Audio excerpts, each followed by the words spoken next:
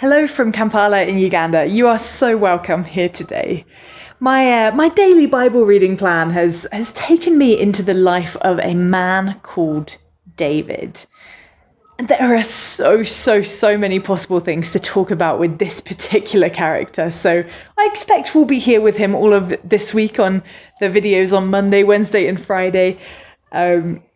Remember to like this video, and you can always subscribe to this channel as well to be informed when all my new videos come out, or anything else from me and Dave as we serve as missionaries here in Uganda. You can always share these videos too if you feel that they might be encouraging to somebody else. So David, he was anointed to be the next king of Israel when he was only a boy, a really young lad. The prophet Samuel poured oil on this young shepherd and announced that his future was going to be somewhat different to anything that he could possibly have imagined. Even in his wildest dreams, I doubt that the thought had ever entered into his head, one day I am going to be the king.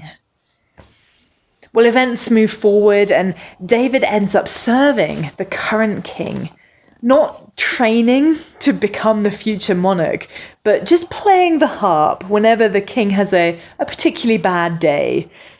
As a teenager, I can imagine feeling a little bit frustrated about that. Hey, Saul, don't you realize that I'm going to be king after you? Maybe you could pass a few responsibilities my way. I can do more than just play this harp, We don't have all that much information about this particular period in David's history, but given his character throughout the rest of his story, I think it's safe to say that that's probably not what he was saying. David knew that God had a plan for his life, and that he was happy to leave that plan in God's hands.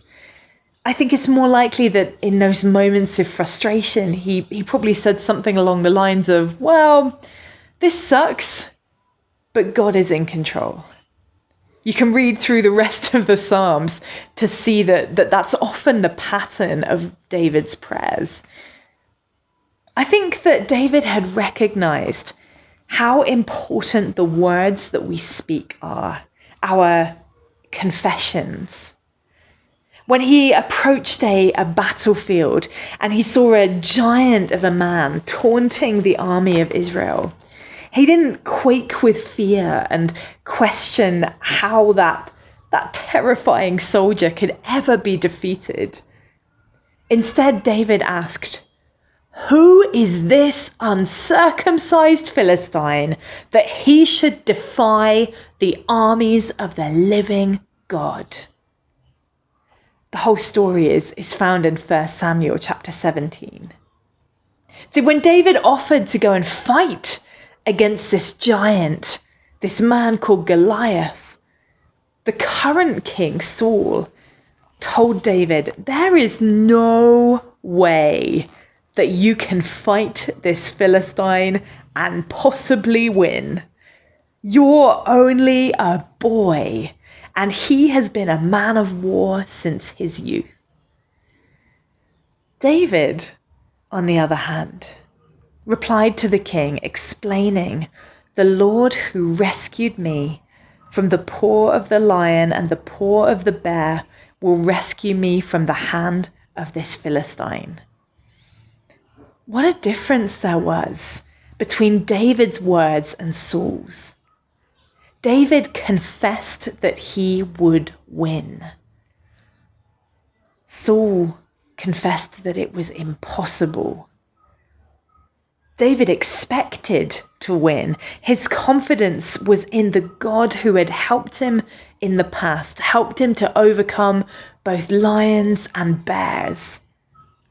Saul expected defeat. We need to be careful what we are confessing over our own lives. It's easy to look at a situation in our lives that seems impossible and to say, well, there's no way to overcome that one, is there? I might as well give up. It's a lot harder to say, well, it might look impossible, but anything is possible with God.